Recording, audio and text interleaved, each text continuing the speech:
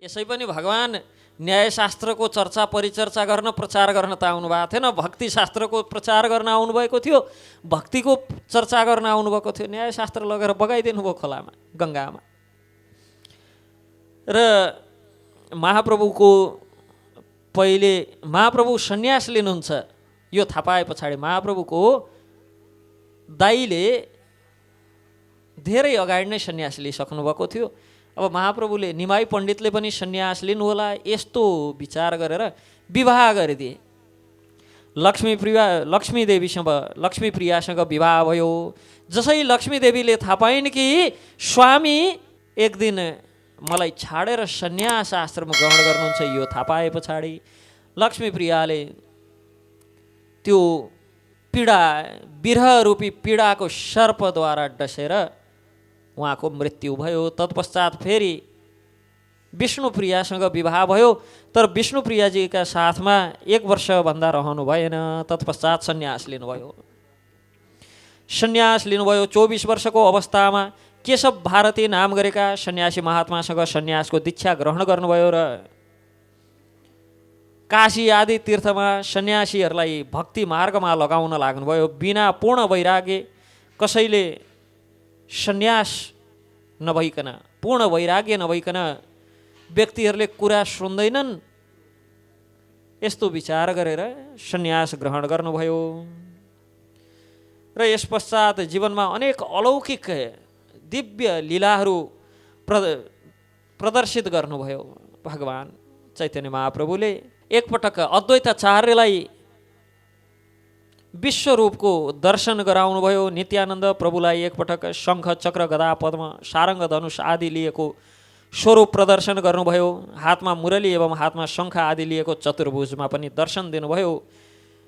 यस प्रकार एक समय माता सचीदेवीले अभिन्न हृदय नित्यानन्द प्रभु तथा चैतन्य महाप्रभुलाई स्वप्नमा कृष्ण एवं बलरामको रूपमा देख्नुभयो।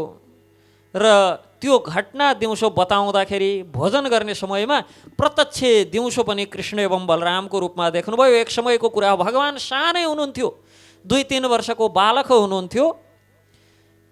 एकजना ब्राह्मण आफ्नै हातबाट पकाएको मात्र भोजन गर्ने यस्ता ब्राह्मण जगन्नाथजीको घरमा आइपुग्नुभयो। सचीमाताको घरमा आउनुभयो।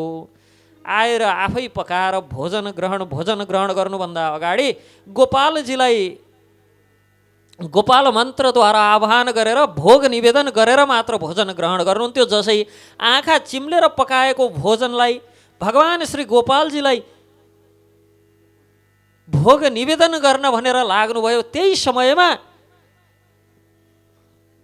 बालक निमाई पण्डित श्रीमन महाप्रभु आउनुभयो र कपाकप खान लाग्नुभयो। बालकले भोजन जुठो गरिदियो भनेर अब नखाइकन सुत्ने विचार गरे। तर घरमा आएका अतिथि सन्ध्याको समयमा नखाइकन सुत्यो भने त हामीलाई अपराध लाग्छ, यस्तो विचार गरेर सचीमाता एवं जगन्नाथ मिश्रले गाली गर्नुभयो महाप्रभुलाई। अनि फेरि सबै भाँडा धोइ पखाली गरेर सबै थोक तयार गरेर फेरि पकाउनु भन्नुभयो। फेरि पकाए अनेक थोक गरेर अनि त्यसै गरी भोग निवेदन गर्न लागेको बेला फेरि आएर खान लागे। अब चाहिँ भगवानकै इच्छा छैन जस्तो छ खानका लागि, मलाई खुवाउने गोपालजीकै इच्छा छैन, मैले मात्र जबरजस्ती गरेर हुन्छ, म खान्न यति विचार गरेर शयन गर्न लागेको। 3 पटकसम्म त प्रयास गर्नुपर्छ। सचीमाता र जगन्नाथ मिश्र आएर भन्नुहुन्छ 3 पटकसम्म त प्रयास गर्नुपर्छ। अब त धेरै राति, मध्यराति भइसक्यो, निमाई पनि सुत्न जान्छ, सुतेर मात्र हुन्न, त्यसलाई बाहिरबाट ढोकामा चुकुल लगाइदिनुपर्छ भित्र थुनेर। यति गरेर उहाँ सुत्न जानुभयो, बाहिरबाट चुकुल लगाइदिए। अनि उहाँले पकाउनु भयो, गर्नुभयो, सबै सुतिसके घरमा। अनि उहाँ जसै भोग निवेदन गर्न लाग्नुभयो, फेरि भाँडा बजेको आवाज, चपाको आवाज आउँछ। हेर्दाखेरि त साक्षात् गोपालजी बसेर भोजन ग्रहण गर्दै हुनुहुन्छ। एकपटक गोपालजी देख्नुभयो, फेरि आँखा मिचेर हेर्दा निमाई पण्डित देख्नुहुन्छ, फेरि आँखा मिचेर हेर्दा गोपालजी देख्नुहुन्छ। अनि निमाई पण्डित भन्नुहुन्छ, बार बार घन्टी बजाएर मन्त्र उच्चारण गरेर बोलाउँछौ अनि आएर खान लागे पछाडि जुठो हाल्दियो भन्दै लग्दै फाल्दै गर्छौ। बोलाए पछाडि आएर खानु परेन, मैले बोलाउँदै नबोलाउ न, आउँदै आउँदिन। तत्पश्चात बहुत सन्तुष्ट भएर त्यो भगवानको उच्छिष्ट प्रसाद ग्रहण गरे।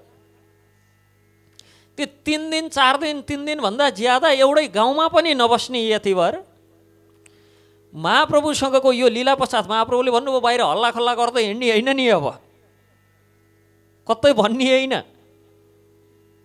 तर त्यो गाउँ छोडेर जाने इच्छै भएन। अनेक उपाय लगाएर अनेक बहाना बनाएर टुप्लुक्क त्यहाँ खान आइपुग्थे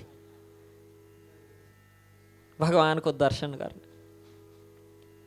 महिनामा एकचोटि दुईचोटि चाहिँ अनेक बहाना बनाएर जगन्नाथ मिश्रकै घरमा आइपुग्थे कि प्रत्यक्ष भगवानलाई भोग निवेदन गरेर उहाँको प्रसाद प्राप्त होस्। र एक समयको कुरा हो, भगवान चैतन्य महाप्रभु जगन्नाथपुरी जानुभयो। जगन्नाथजीको जसै स्वरूप दर्शन भयो, 24 वर्षको उमेर थियो, भर्खर सन्यास लिनुभएको। भगवानलाई देखेर जगन्नाथजीलाई देखे पछाडि आफैलाई देखेर आफै स्वयं आफै नै हुनुहुन्छ जगन्नाथजी। भगवानलाई देखेर प्रेम भावमा विरहमा अचेत भएर भैमा लड्नुभयो। जगन्नाथजीका पुजारीहरू हिर्काउन भनेर दौडदै आए सार्वभौम भट्टाचार्य। त्यतिखेर जगन्नाथजीका प्रधान सेवक हुनुहुन्थ्यो र त्यहाँ सार्वभौम भट्टाचार्यलाई सबैले मान्थे उडिसा राज्यमा। जसै सार्वभौम भट्टाचार्यले देख्नुभयो महाप्रभुलाई, एक त सन्यासीहरूको यिनमा ती अष्ट सात्विक विकारहरू आएर भगवानको प्रेममा विह्वल भएर यी अचेत भएका हुन्। यति बुझेर उठाएर आफ्नो घरमा आफ्नो निवासमा लिएर जानुभयो। निवासमा लगेर जब भगवान हो चैतन्य महाप्रभु उठ्नुभयो, अचेत अवस्थाबाट उठ्नुभयो, तब सार्वभौम भट्टाचार्य के भन्नुहुन्छ त, यति युवा अवस्थामै सन्यास लिएछौ, यो सन्यासको मर्यादा राख्न सक्छौ के त? फेरि तिमीमा ज्ञानको वेदान्त दर्शनको ज्ञान कमी छ जस्तो छ। नत्र यसरी पागल जसरी हा राधे हा श्याम हे जगन्नाथ भन्दै गएर भुकलुक्का कहाँ लड्थ्यौ त? यस्तो भावनामा मात्र भएर हुँदैन, यसरी भावुकता मात्र भएर हुँदैन। अध्ययन हुनुपर्छ, ज्ञान हुनुपर्छ, वेदान्त दर्शन बुझ्नुपर्छ। महाप्रभु बुझाउनुहोस् न त। 7 दिन 7 रातसम्म राखेर सार्वभौम भट्टाचार्यले पुरै वेदान्त दर्शन बुझाए। वेदान्त सूत्रको सारा भाष्य सम्झाए, बुझाए। 7 दिनसम्म भनेर सुनेर बस्नु भएको छ भगवान। 7औं दिन कुनै प्रश्न प्रतिप्रश्न केही गर्दैनन्। अचम्म लाग्यो सार्वभौम भट्टाचार्यलाई, यत्रो 7 दिन 7 रातसम्म मैले सुनाइसकेँ वेदान्त सूत्र, अब केही बुझ्यौ कि बुझेनौ भन्दा वेदान्त सूत्र त मैले भलिभाँति बुझेँ, तर तपाईँले भनेका कुरा के पनि बुझेन। अब 7 दिनसम्म त वेदान्त सूत्र नै बुझाएको। महाप्रभु के भन्नुहुन्छ, वेदान्त सूत्र वेदान्त दर्शन यो त भलिभाँति मैले बुझेँ, तर तपाईँले भनेका कुरा चाहिँ केही पनि बुझिन। के बुझेनौ तिमीले? महाप्रभुले वेदान्त सूत्रमाथि उठेर सबभन्दा पहिला एउटा श्लोकलाई लिएर त्यसको व्याख्या गर्नुभयो। मैले भनेको कुरो ठिक हो?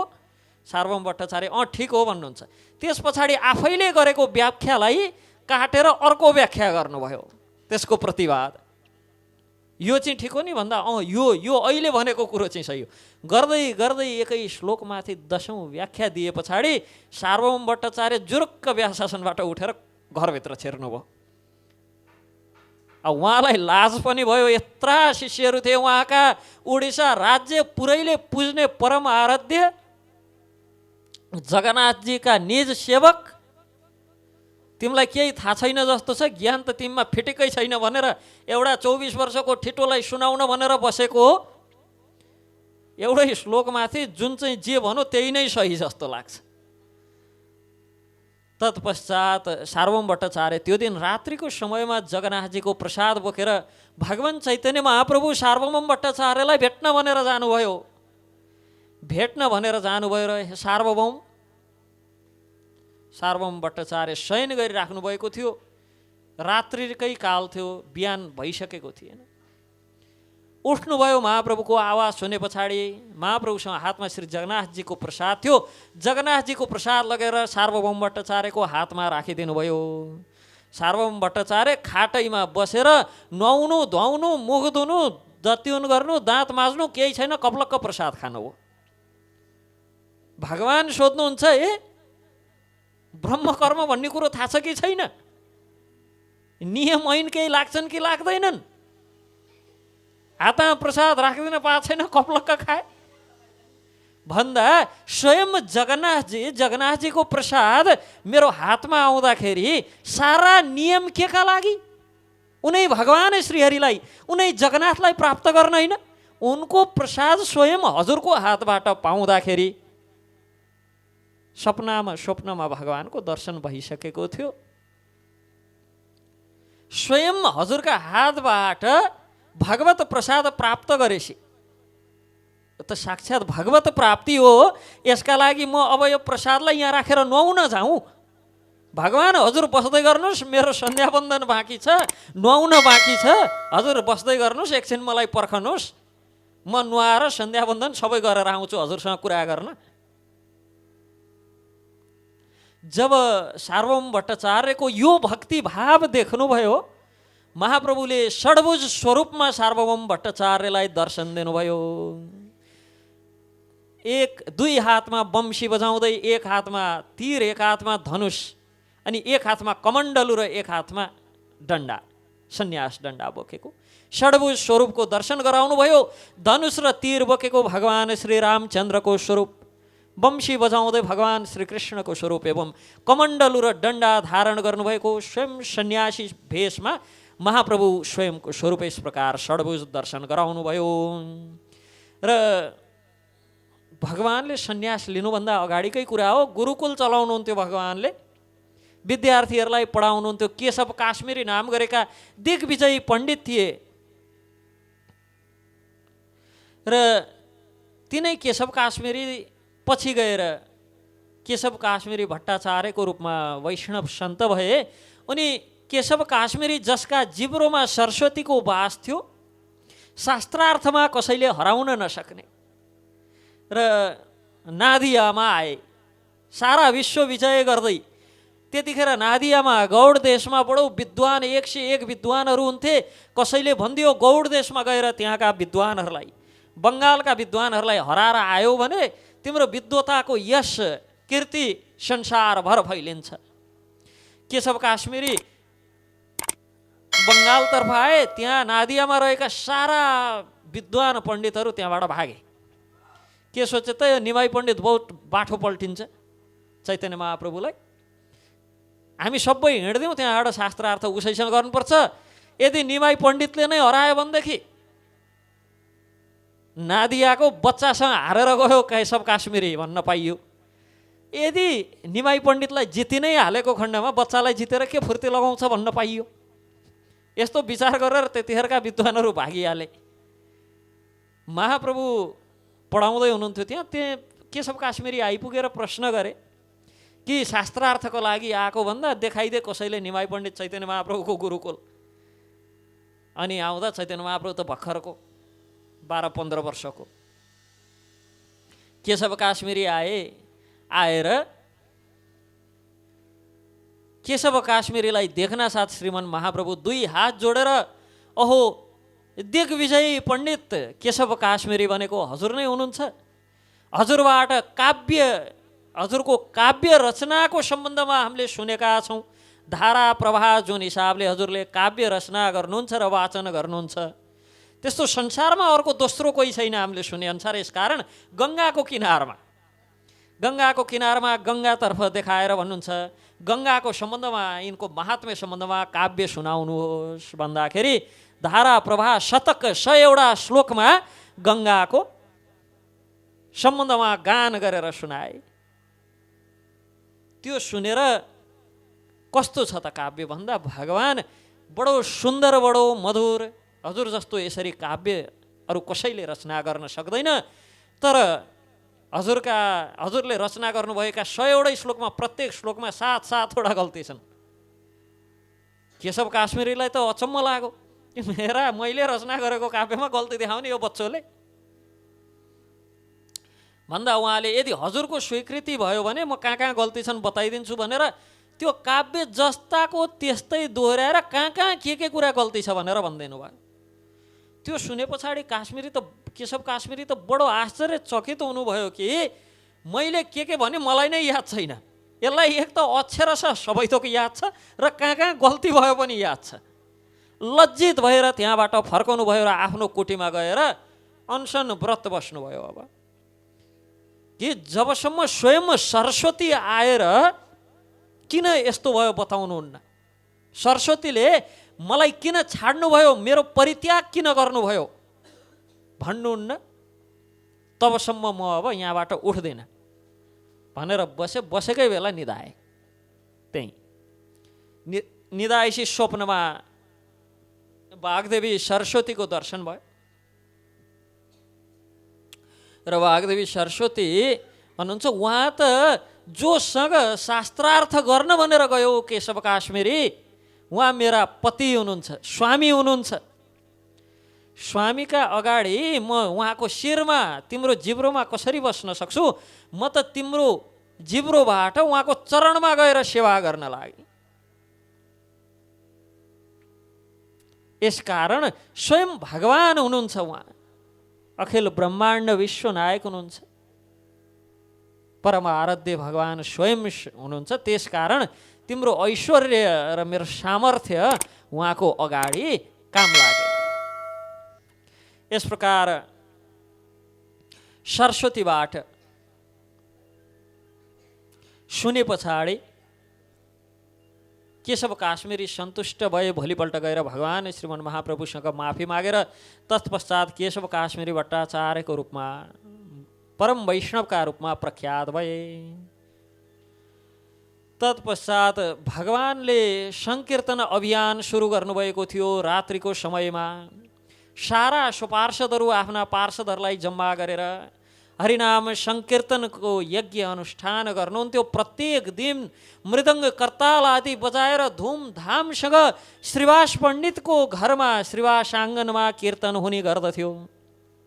र श्रीवास आँगनमा कीर्तन हुँदै गर्दाखेरि आरिसेहरू, डाडेहरू, आसुरिक सम्पदले टन्न भरेकाहरू, गतिलाई गुण फिटिक्कै नभेटिनेहरूले, त्यतिखेर मुसलमानहरूको राज्य थियो।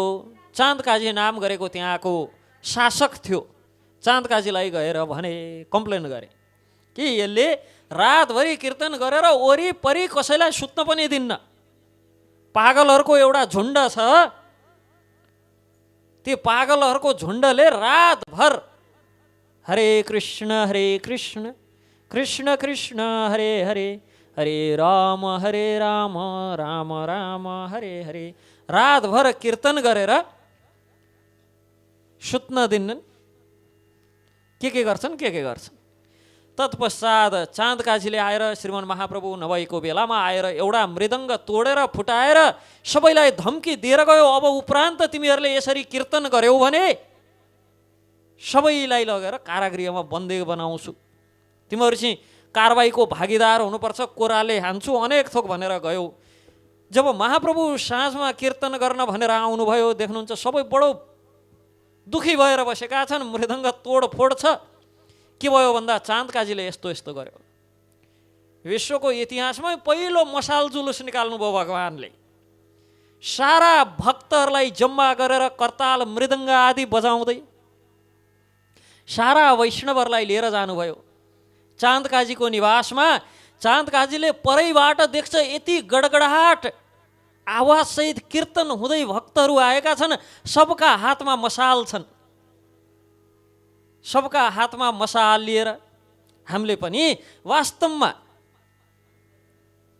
सङ्कीर्तन अभियानका लागि मरिमेटेर लाग्नुपर्ने हो। विश्वको पहिलो मसाल जुलुस निकालेर भगवानले हामीलाई बताउनु भयो धर्मका लागि कसरी लड्नुपर्छ। हातमा मसाल लिएर सारा भक्तहरूले गएर चाँद काजीको त्यो दरबार घेरे पछाडि त्यसका सैनिकहरू सेवकहरू कहाँ कहाँ भागे थाहा छैन, किन सारा गाउँ समाज सबै नै उठेर आएका छन्। र जब चाँद काजीले देख्यो आत्तिँदै घरभित्र गएर बस्यो भने यता महाप्रभु आफ्ना केही पार्षदहरूका साथमा त्यसलाई सम्झाउन बुझाउन भनेर भित्र जानुभयो।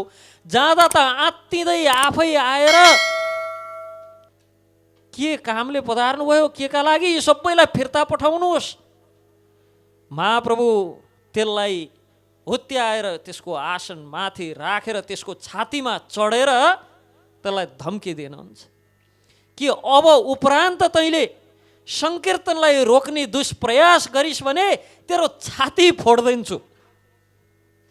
त्यो भने पछाडि चाँद काजी बडो आत्तिँदै के भन्छ त, जसै त्यहाँ मृदङ्ग फोडेर आएँ म, रात्रि स्वप्नमा बडो अजङ्गको आदि सिंह आदि मान्छे स्वरूपको कसैको दर्शन भयो र मलाई तैँले मेरा भक्तहरूलाई यस प्रकार कष्ट पुर्याउँछस् भने तेरो छाती फोडेर तेरो आन्द्रा निकालेर माला लगाउँछु भनेर गए।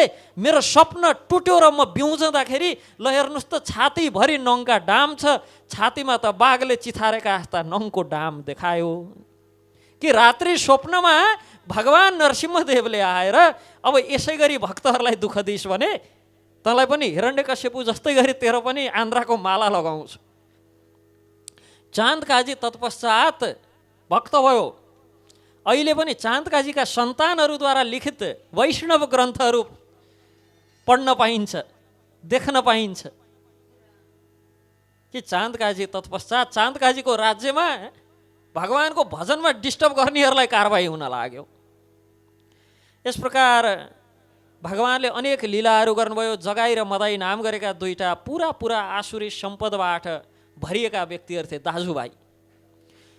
भगवान चैतन्य महाप्रभुको आदेशानुसार हरिदास ठाकुर र नित्यानन्द प्रभु हरिनामको प्रचार गर्न हिँड्नुहुन्थ्यो। बाटोमा भेटे जति पृथ्वी त्याचे नगरादि ग्राम सर्वत्र प्रचार होवे मोर नाम भनेर त भगवानले भविष्यवाणी नै गर्नुभएको थियो कि जगतमा एक दिन भविष्यमा मेरो नामको प्रचार हुनेछ, जो भविष्यवाणीलाई भक्तिवेदान्त स्वामी श्रील प्रभुपादले चरितार्थ गर्नुभयो, पूर्ण गर्नुभयो।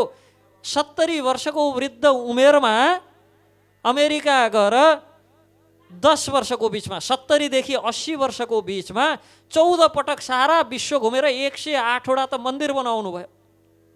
त्यो पनि युरोपीय र अमेरिकी देशहरूमा 5000 6000 भन्दा ज्यादा